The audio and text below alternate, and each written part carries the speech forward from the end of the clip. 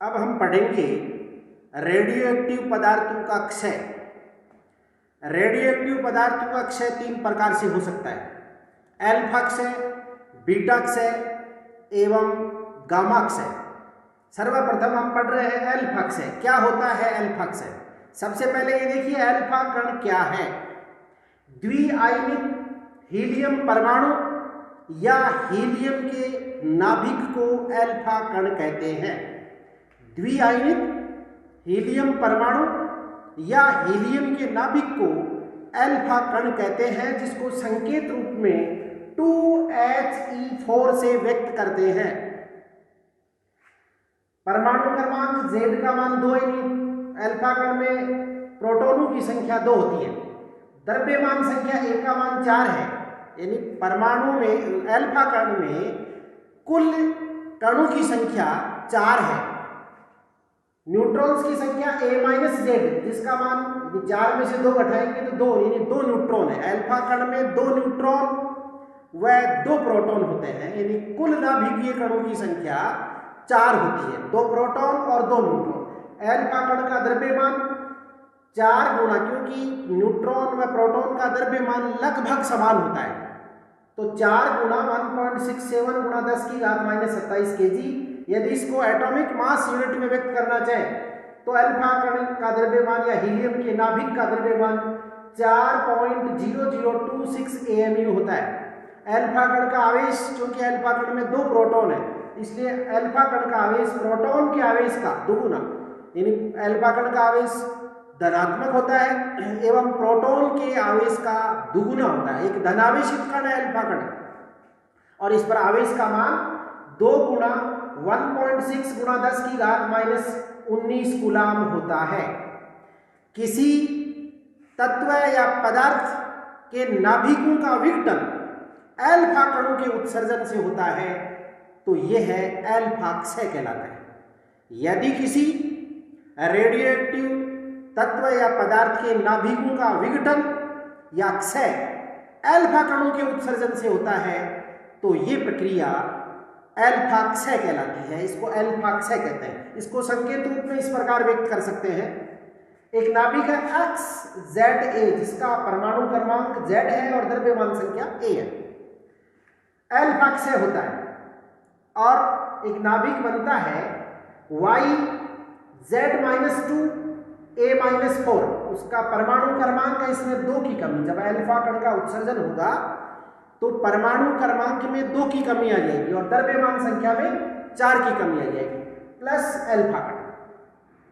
यानी ये X जो यहाँ है वो मूल नाभिक या पितृ नाभिक कहलाता है, और क्षय के बाद प्राप्त होने वाला जो नाभिक है Y, इसको विघटनज नाभिक या पुत्री नाभिक कहते हैं, जिसके परमाणु क्रमांक में मूल नाभिक के सापेक्ष 2 की कमी आ जाएगी और द्रव्यमान संख्या में 4 की कमी आ जाती है, प्लस अल्फा कण का उत्सर्जन हो जाता है।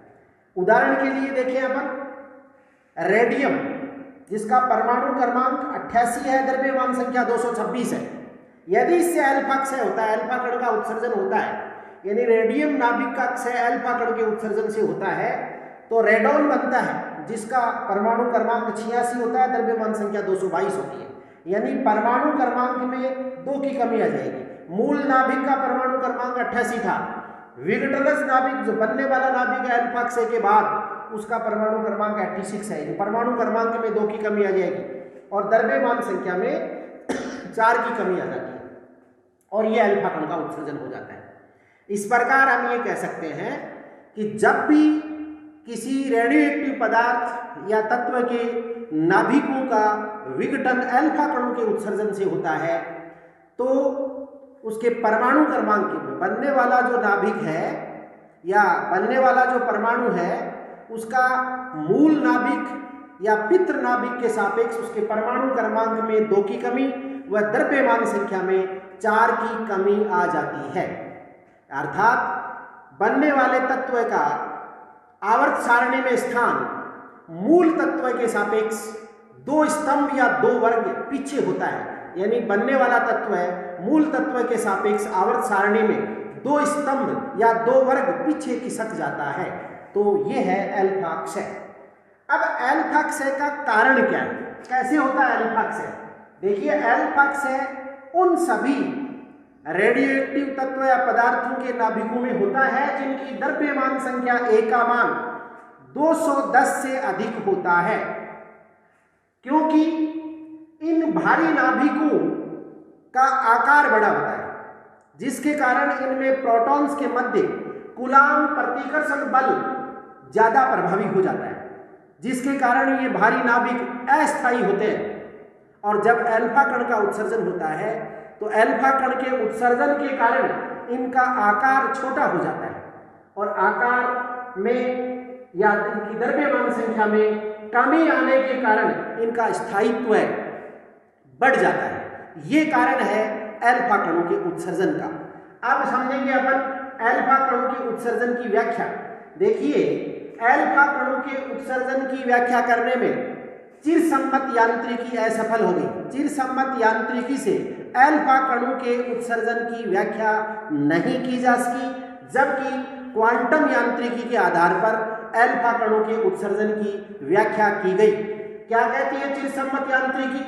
किसी नाभिक से अल्फा कणों का उत्सर्जन चिरसम्मत यांत्रिकी के अनुसार स्पष्ट नहीं किया जा सकता, क्योंकि इसके अनुसार नाभिक के अंदर न्यूक्लियोनों के मध्य परबल नाभिकीय आकर्षण बल प्रभावी होता है, जबकि नाभिक की सीमा के बाहर इन्हीं नाभिकीय कणों यानी प्रोटॉन प्रोटॉन के मध्य कूलाम प्रतिकर्षण बल प्रभावी हो जाता है। यानी नाभिक की सीमा के अंदर न्यूक्लियोनों के मध्य परबल नाभिकीय आकर्षण बल प्रभावी होता है, जबकि नाभिक की सीमा के बाहर जाते ही उन्हीं न्यूक्लियोनों के मध्य यानी प्रोटॉन प्रोटॉन के मध्य कूलाम प्रतिकर्षण बल प्रभावी हो जाता है। इस प्रकार नाभिक की सीमा पर इन दो नाभिकीय दो बलों के प्रभाव के कारण दोनों बलों के प्रभाव से एक विभवरोधी का एक पोटेंशियल बैरियर उत्पन्न हो जाता है,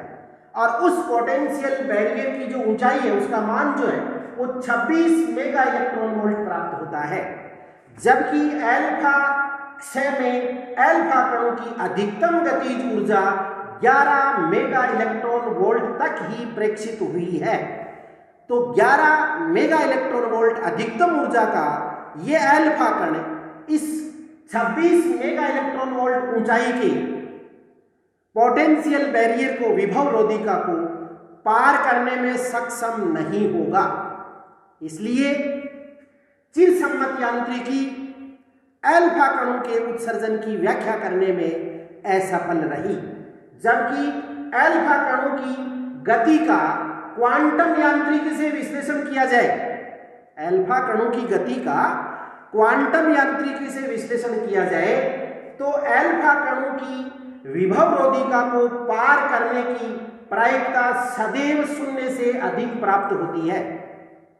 यदि क्वांटम यांत्रिकी के अनुसार अल्फा कणों की गति का विश्लेषण किया जाए तो अल्फा कणों की विभवरोधिका को पार करने की जो प्रायिकता प्राप्त होती है वो सदैव शून्य से अधिक प्राप्त होती है। इसका मतलब क्वांटम यांत्रिकी के अनुसार अल्फा कणों का इस विभवरोधिका को पार करके अल्फा कणों का उत्सर्जन संभव है। प्रायिकता शून्य से अधिक प्राप्त होने का मतलब अल्फा कणों का विभवरोधिका को पार कर उत्सर्जन संभव है। इसे रोधिका प्रवेश या सुरंग प्रभाव कहते हैं। क्वांटम यांत्रिकी के अनुसार अल्फा कणों का इस विभवरोधिका को पार करना संभव है, क्योंकि क्वांटम यांत्रिकी के अनुसार अल्फा कणों की गति का जब विश्लेषण किया जाता है तो अल्फा कणों के उत्सर्जन की प्रायिकता सदैव शून्य से अधिक प्राप्त होती है, जो कि ये सिद्ध करती है कि ये अल्फा कण इस विभवरोधिका को पार कर अल्फा कणों का उत्सर्जन किसी नाभिक से संभव है। इसको रोधिका प्रवेश या सुरंग प्रभाव कहते हैं। तो यह है अल्फा क्षय तथा अल्फा कणों के उत्सर्जन की व्याख्या।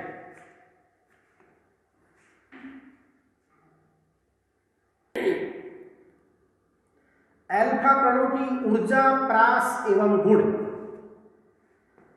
नंबर 1, अल्फा कणों में गैसों को आयनित करने की एक विशिष्ट क्षमता पाई जाती है, अर्थात तुलनात्मक रूप से अल्फा कणों की आयनीकरण क्षमता सबसे अधिक होती है, अर्थात गामा किरणों व बीटा कणों की तुलना में अल्फा कणों की आयनीकरण क्षमता सर्वाधिक होती है। यदि गामा किरणों की आयनीकरण क्षमता को इकाई मान लें तो उसकी तुलना में बीटा कणों की आयनीकरण क्षमता 100 मान सकते हैं तथा अल्फा कणों की आयनीकरण क्षमता को 10,000 मान सकते हैं। यानी अल्फा कणों में गैसों को आयनित करने की विशेष क्षमता पाई जाती है। अल्फा कणों में प्रतिदीप्ति चमक उत्पन्न करने का भी विशेष गुण पाया जाता है। जब अल्फा कण ZnS लेपित पर्दे पर जाकर टकराते हैं तो प्रतिदीप्ति या चमक उत्पन्न करते हैं और इसी गुण के आधार पर अल्फा कणों का संसूचन किया जाता है। तीसरा, अल्फा कणों में वेदन क्षमता भी होती है। अल्फा कण कागज या एल्यूमिनियम की पतली पन्नी लगभग 0.004 सेंटीमीटर मोटी पन्नी को या वायु में कुछ सेंटीमीटर दूरी तक संचरित हो सकते हैं, अर्थात अल्फा कणों में वेदन क्षमता भी पाई जाती है। यदि तुलनात्मक रूप से अध्ययन करें तो अल्फा कणों की वेदन क्षमता गामा किरणों व बीटा कणों की तुलना में कम होती है, लेकिन अल्फा कणों में कुछ वेदन क्षमता भी पाई जाती है। अल्फा कण कागज में कुछ सेंटीमीटर की दूरी तक संचरित हो सकते हैं, एल्यूमिनियम की पन्नी में यानी 0.004 सेंटीमीटर मोटी एल्यूमिनियम की पन्नी को पार कर सकते हैं तथा वायु में भी कुछ सेंटीमीटर दूरी तक संचरित हो सकते हैं। 4, जब अल्फा कण किसी वायु से होकर संचरित होते हैं तो उन वायु के कणों को या गैसीय कणों से टकराकर उन्हें आयनित कर देते हैं तथा उस वायु या गैस में प्रति सेंटीमीटर लंबाई में उत्पन्न आयनों की संख्या यदि उसको अपन स्मॉल n से व्यक्त करें तो वो दूरी के साथ लगभग नियत बनी रहती है। जब तक अल्फा कण उस गैस से होकर संचरित होते हैं तो नियत दर से आयनीकरण करते हैं, यानी उस गैस के कणों से टकराकर उन गैसीय कणों को आयनित कर देते हैं तथा प्रति सेंटीमीटर लंबाई में उत्पन्न आयनों की संख्या दूरी के साथ लगभग नियत रहती है तथा एक निश्चित दूरी पर यह संख्या एकाएक अचानक घटकर शून्य तक ह्रासित हो जाती है, लगभग शून्य हो जाती है।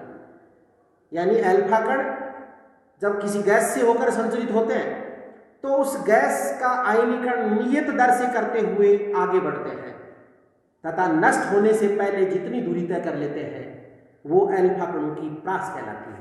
अर्थात अल्फा कणों द्वारा किसी गैस को आयनित कर नष्ट होने से पूर्व तय की गई दूरी नष्ट होने से पहले जितनी दूरी तय कर लेते हैं वो अल्फा कणों की प्रास कहलाती है और इसको कैपिटल R से व्यक्त करते हैं। गाइगर नामक वैज्ञानिक ने अपने प्रायोगिक विश्लेषणों के आधार पर अल्फा कणों की प्रास और अल्फा कणों की प्रारंभिक गतिज ऊर्जा जिससे वो उत्सर्जित हुए उसमें ये संबंध स्थापित किया। गाइगर के अनुसार अल्फा कणों की प्रास उनकी प्रारंभिक गतिज ऊर्जा की 3/2 घात के समानुपाती होती है, अर्थात R is proportional to e⁻3/2। इस समानुपाती के निशान को हटाने के लिए इसमें नियतांक का मान आता है 0.318। यानी अल्फा कणों की प्रास क्या होती है? प्रास जब अल्फा कण किसी गैस को आयनित करते हुए आगे बढ़ते हैं तो नष्ट होने से पहले जितनी दूरी तय कर लेंगे यानी पर्याप्त प्रबलता के साथ जितनी दूरी तय कर लेते हैं वो अल्फा कणों की प्रास कहलाती है। और गाइगर के अनुसार अल्फा कणों की प्रास 0.318 गुणा e⁻3/2 होती है, जहां E अल्फा कणों की प्रारंभिक गतिज ऊर्जा है।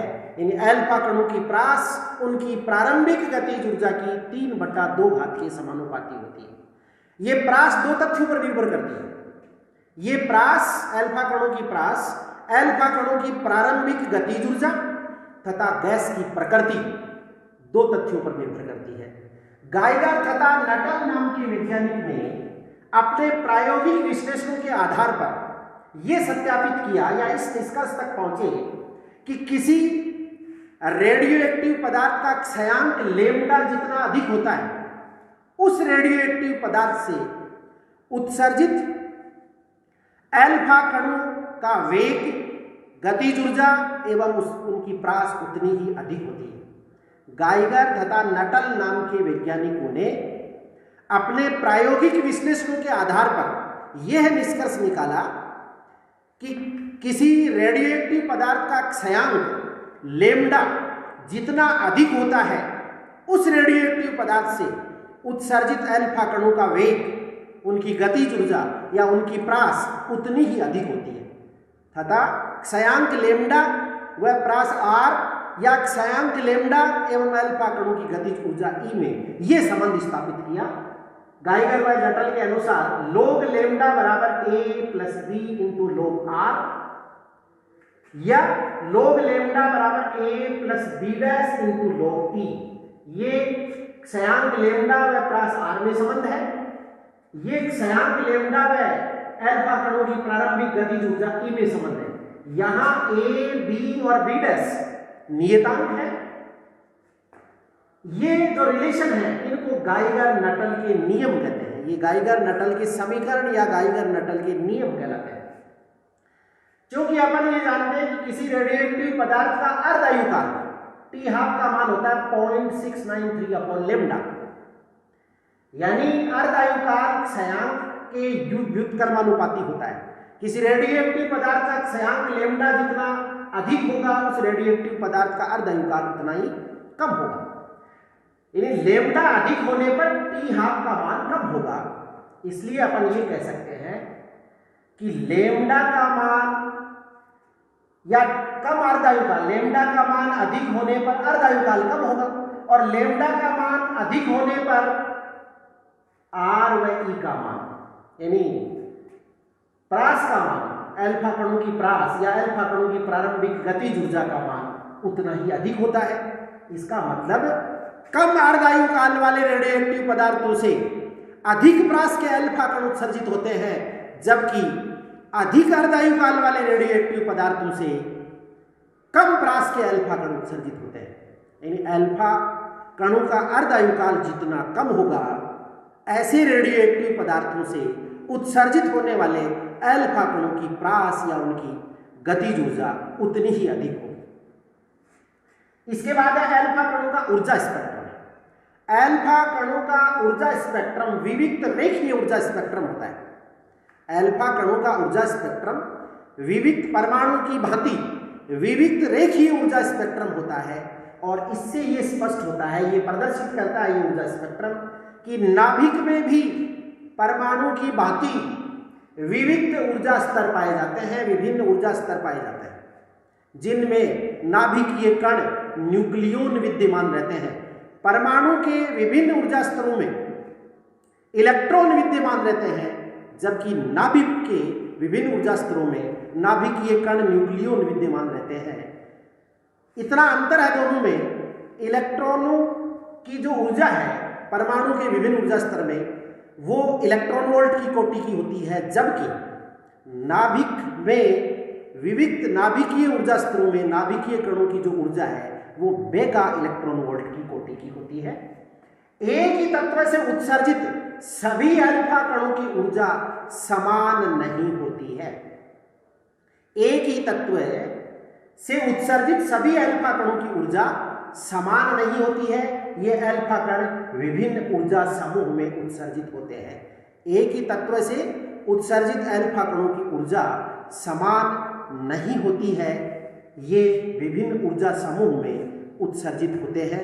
ये है अल्फा कणों के ऊर्जा स्पेक्ट्रम की विशेषता। तो अल्फा कणों की ऊर्जा, प्रास एवं उनके गुण तथा अल्फा कणों के ऊर्जा स्पेक्ट्रम की विशेषता।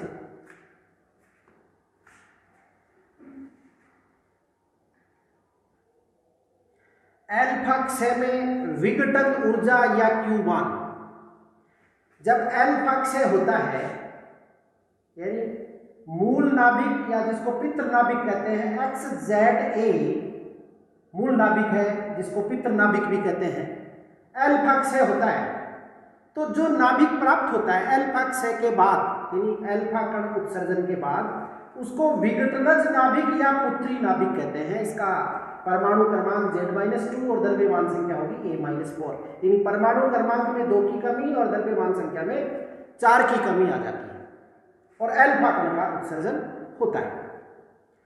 नाभिकीय क्षय या विघटन प्रक्रम में क्षय उत्पादों का कुल द्रव्यमान, यानी विघटनज नाभिक और अल्फा कण ये क्षय उत्पाद है, इनका कुल द्रव्यमान मूल नाभिक के द्रव्यमान से कुछ कम प्राप्त होता है।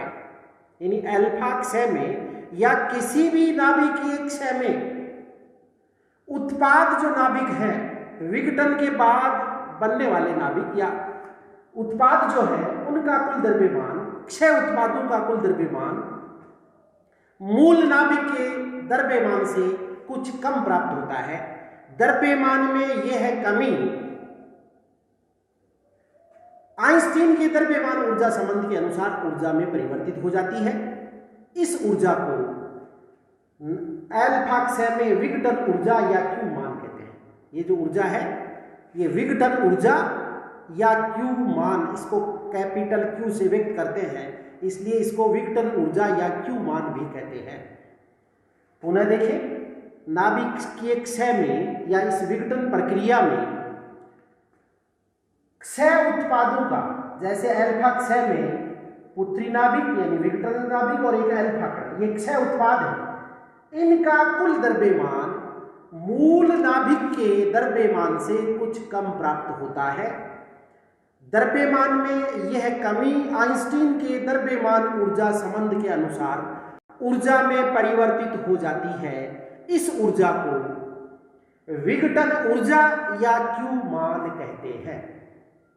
यदि अल्फा क्षय में मूल नाभिक के द्रव्यमान को mx, विघटनज नाभिक के द्रव्यमान को my और अल्फा कण के द्रव्यमान को m अल्फा मान लें तो द्रव्यमान क्षति होगी mx minus my minus m alpha.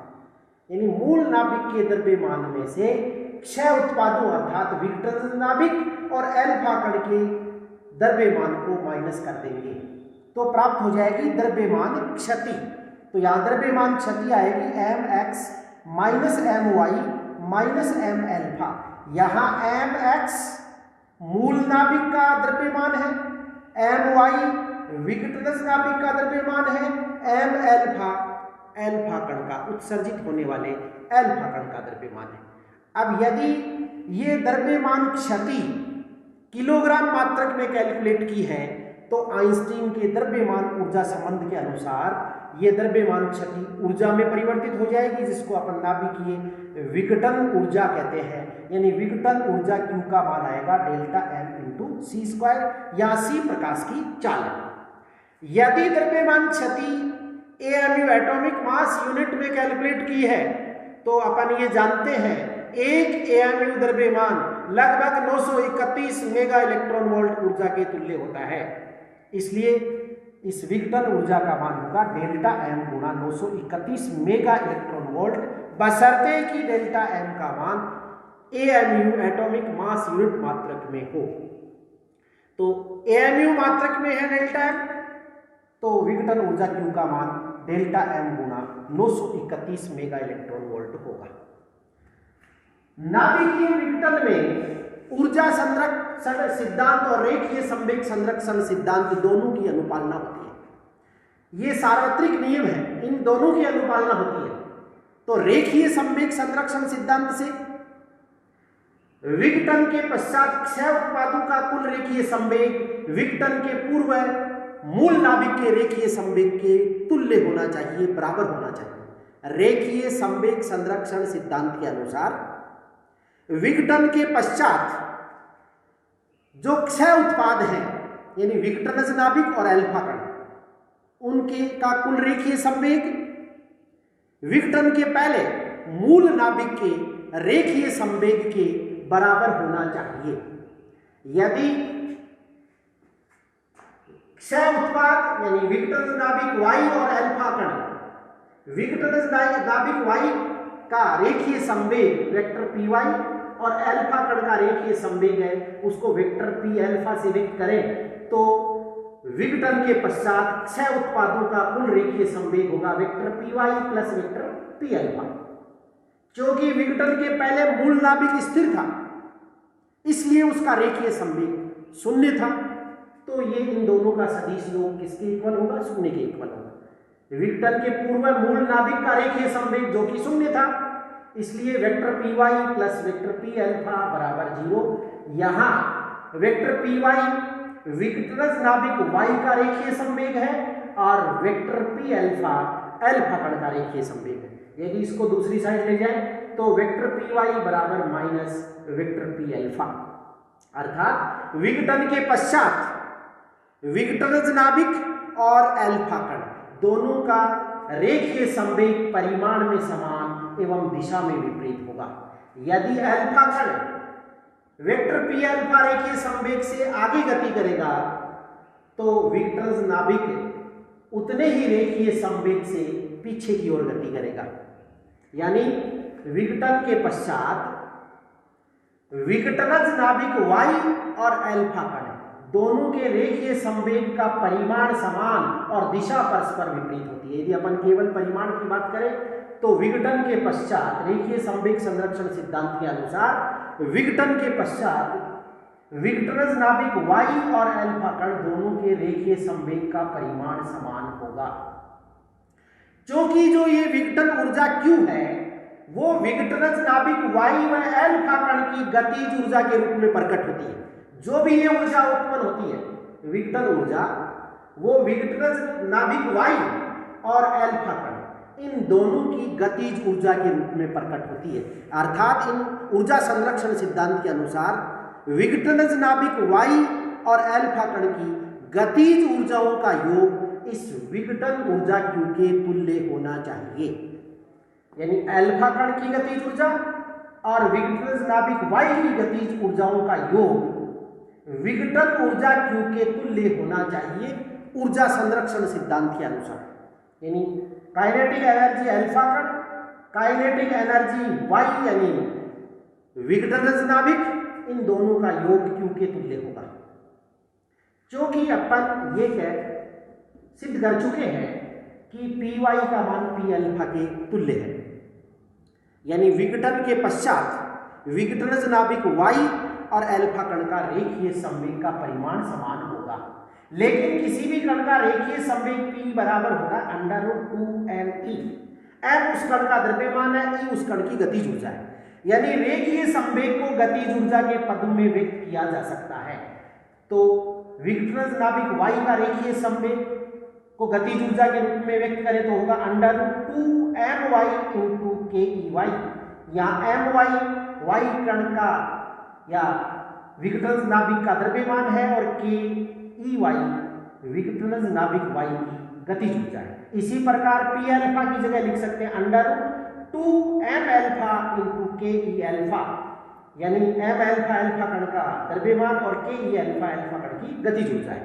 यानी रेखीय संवेग को गतिज ऊर्जा के पदों में इस प्रकार व्यक्त किया जा सकता है।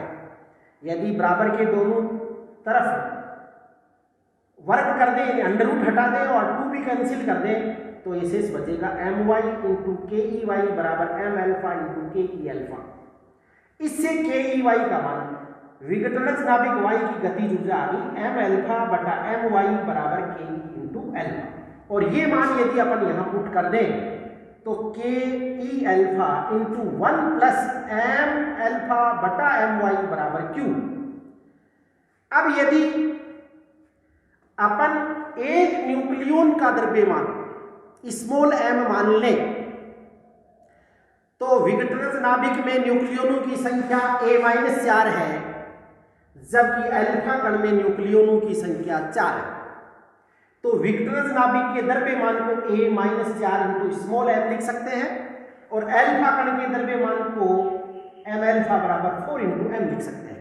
यदि एक न्यूक्लियन के द्रव्यमान को स्मॉल m से व्यक्त करें तो विघटन नाभिक y में न्यूक्लियनों की संख्या a-4 है, जबकि अल्फा कण में 4 है, तो वाई का द्रव्यमान, वाई नाभिक का द्रव्यमान a-4 इंटू स्मॉल m और अल्फा कण का द्रव्यमान 4 इंटू स्मॉल m लिख सकते हैं। और ये मान इस समीकरण में रखकर इसको हल करें तो अल्फा कण की गतिज ऊर्जा आती है a-4 बटा a इंटू क्यू, और ये मान यदि इसमें पुट कर दें तो विघटनज नाभिक y की गतिज ऊर्जा आती है 4 बटा a इंटू क्यू, यानी अल्फा कण इस गतिज ऊर्जा से उत्सर्जित होंगे।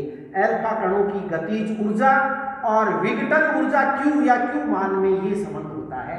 अल्फा कण की गतिज ऊर्जा होती है a-4 बटा a इंटू क्यू, या a मूल नाभिक जिससे अल्फा कण का उत्सर्जन हुआ है उसकी द्रव्यमान संख्या है, उसकी में न्यूक्लियनों की संख्या है, और Q विघटन ऊर्जा है। तो अल्फा कण की गतिज ऊर्जा a-4 बटा a इंटू क्यू होगा। क्योंकि अल्फा कणों का जो उत्सर्जन है वो द्रव्यमान संख्या 210 से ज्यादा हो ऐसे भारी नाभिकों से अल्फा कणों का क्षय होता है। यदि a का मान 210 से बड़ा है तो ये राशि जो a-4 बटा a, इसका मान लगभग 1 के बराबर होगा। इसका मतलब कि अल्फा कण की गतिज ऊर्जा लगभग Q के बराबर ही होती है, यानी Q से बहुत आंशिक रूप से ही कम होती है। और वो कम हुई ऊर्जा किसको मिलती है? विघटनज नाभिक को, वाई नाभिक, यानी वाई नाभिक की जो गतिज ऊर्जा है उसका मान बहुत कम होता है। अधिकांश ऊर्जा किसको प्राप्त होती है? अल्फा कण को। तो और अल्फा कण की गतिज ऊर्जा a-4 बटा a इंटू क्यू होती है। तो ये है आपका अल्फा क्षय में विघटन ऊर्जा Q का मान तथा अल्फा कण की गतिज ऊर्जा और विघटनज नाभिक की गतिज ऊर्जा। अल्फा कण की गतिज ऊर्जा जो कि इतनी होगी और विघटनज नाभिक की गतिज ऊर्जा जो कि 4 बटा a इंटू क्यू होगी।